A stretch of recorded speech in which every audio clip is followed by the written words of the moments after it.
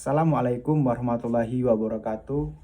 Perkenalkan, nama saya Firman Rahmadandi, NPM 204220086. Dalam video kali ini saya akan mengerjakan tugas yang diberi oleh Pak Valen selaku dosen pengampu dalam mata kuliah pengembangan pembelajaran SD. Oke anak-anak sekalian, masih semangat kan? Baiklah, sebelum kita belajar, alangkah baiknya kita membaca doa terlebih dahulu menurut agama dan kepercayaan masing-masing. Berdoa dimulai. Berdoa selesai. Baiklah anak-anak sekalian, dalam pertemuan kali ini kita akan membahas mengenai peristiwa kebangsaan seputar proklamasi kemerdekaan Indonesia. Untuk yang pertama yaitu latar belakang kemerdekaan Indonesia. Perlu anak-anak ketahui bahwasanya proklamasi kemerdekaan Indonesia pada tanggal 17 Agustus 1945 yang dimana merupakan titik yang sangat penting dalam sejarah bangsa Indonesia. Dan peristiwa itu menandai berakhirnya penjajahan Belanda dan dimulainya era baru bagi Indonesia sebagai negara merdeka. Dan untuk yang pertama yaitu penjajahan Belanda. Jadi Indonesia dijajah oleh Belanda selama lebih dari 350 tahun dengan sistem penjajahan yang eksploitatif dan merugikan rakyat Indonesia. Dan untuk yang nomor 2, bangkitnya nasionalisme. Jadi rakyat Indonesia ini berjuang untuk merdekakan Indonesia ini dengan bangkitnya nasionalisme dengan tokoh organisasi dan tokoh-tokoh yang sangat penting. Dan yang nomor 3 yaitu Jepang masuk. Jadi anak-anak sekalian, Jepang masuk itu pada tahun 1942 yang dimana kekejaman Jepang itu memicu perlawanan dan semangat kemerdekaan Indonesia. Dan yang selanjutnya yaitu persiapan kemerdekaan Indonesia. Jadi persiapan yang pertama yaitu pembentukan BPUPKI.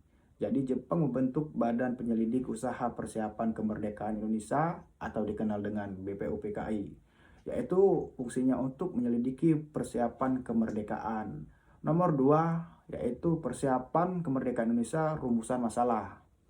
Jadi BPUPKI merumuskan Pancasila sebagai dasar negara yang akan menjadi pedoman dalam membangun negara Indonesia. Dan yang nomor 3 pembentukan PPKI. Setelah BPUPKI, Jepang membentuk Panitia Persiapan Kemerdekaan Indonesia atau disingkat dengan PPKI yang bertugas mempersiapkan proklamasi. Dan untuk yang selanjutnya, Deklarasi Kemerdekaan 17 Agustus 1945. Yang pertama ini ada proklamasi, yaitu Soekarno dan Muhammad Hatta membacakan teks proklamasi kemerdekaan Indonesia di Jalan Pegangsaan Timur nomor 56 Jakarta. Dan di sini ada juga isi teks proklamasi, yaitu menyatakan kemerdekaan Indonesia dari penjajahan Belanda dan dibacakan kepada rakyat. Dan yang selanjutnya yaitu perlawanan rakyat melawan kolonialisme. Ada perlawanan bersenjata dan perlawanan sipil. Perlawanan bersenjata yang dimana rakyat Indonesia melakukan perlawanan bersenjata di berbagai daerah untuk mempertahankan kemerdekaan yang baru diraih. Contohnya seperti Perang Aceh pada tahun 1873 sampai dengan 1904. Dan ada juga Perang Diponegoro pada tahun 1825 sampai dengan 1830. Dan ada juga contohnya Perang Bali pada tahun 1846 sampai dengan 1908. Dan di sini perlawanan sipil ada juga teman-teman atau adik-adik. Rakyat juga melakukan perlawanan secara sipil dengan demonstrasi, pemogokan, dan aksi non-militer lainnya. Dan yang selanjutnya yaitu peran pahlawan dalam proklamasi kemerdekaan.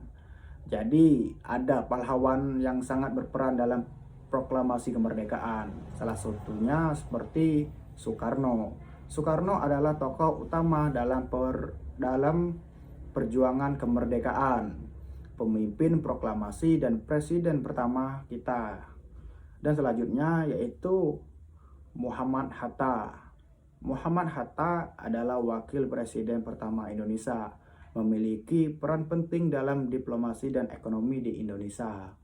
Dan selanjutnya yaitu ada Sultan Syahrir. Sultan Syahrir ini adalah pemimpin pertama pemerintah Indonesia, dikenal dengan pemikiran politiknya yang progresif. Untuk selanjutnya yaitu ada konflik Indonesia-Belanda pasca proklamasi. Dan yang pertama, agresi militer Belanda, yang dimana Belanda ini melancarkan agresi militer untuk merebut kembali Indonesia yang dihadapi oleh perlawanan rakyat dan diplomasi. Dan nomor 2 yaitu ada perundingan. Jadi berbagai perundingan dilakukan untuk mencapai solusi damai, namun konflik terus berlanjut. Dan yang nomor 3 yaitu ada pengakuan kemerdekaan. Akhirnya Belanda mengakui kemerdekaan Indonesia pada tanggal 27 Desember 1949 setelah perjuangan panjang dan diplomasi. Dan diplomasi mempertahankan kemerdekaan, yaitu ada perundingan Linggarjati yang hasilnya Belanda mengakui kedaulatan Indonesia di Jawa dan di Sumatera. Dan ada juga perundingan Renville yang hasilnya terjadi perundingan dengan Belanda yang menghasilkan garis demokrasi. Dan selanjutnya ada konferensi meja bundar. Belanda akhirnya mengakui kemerdekaan Indonesia secara penuh. Selanjutnya ada perjuangan mempertahankan kedaulatan negara. Jadi negara Indonesia ini mempertahankan kedaulatan negara dengan pembentukan TNI atau dikenal dengan Tentara Nasional Indonesia. Jadi TNI ini didirikan untuk mempertahankan kedaulatan dan menjaga keamanan negara Indonesia. Dan nomor 2 yaitu pembangunan nasional. Jadi Indonesia ini fokus pada pembangunan nasional untuk meningkatkan kesejahteraan rakyat dan memperkuat negara. Nomor 3 yaitu ada diplomasi internasional. Indonesia aktif dalam diplomasi internasional untuk memperjuangkan kepentingan nasional dan menjaga perdamaian dunia. Dan yang terakhir anak-anak, ada makna dan arti penting proklamasi kemerdekaan. Kemerdekaan ini atau proklamasi merupakan momen yang sangat penting yang menandai berakhirnya penjajahan dan lahirnya bangsa Indonesia yang merdeka. Dan ada juga kedaulatan. Proklamasi menegaskan hak Indonesia untuk menentukan nasib sendiri dan membangun negara sesuai dengan kehendak rakyat. Dan ada juga persatuan. Jadi proklamasi ini mempersatukan rakyat Indonesia dalam perjuangan melawan penjajahan dan membangun negara yang merdeka. Oke, itu saja anak-anak sekalian. Saya akhiri. Wassalamualaikum warahmatullahi wabarakatuh.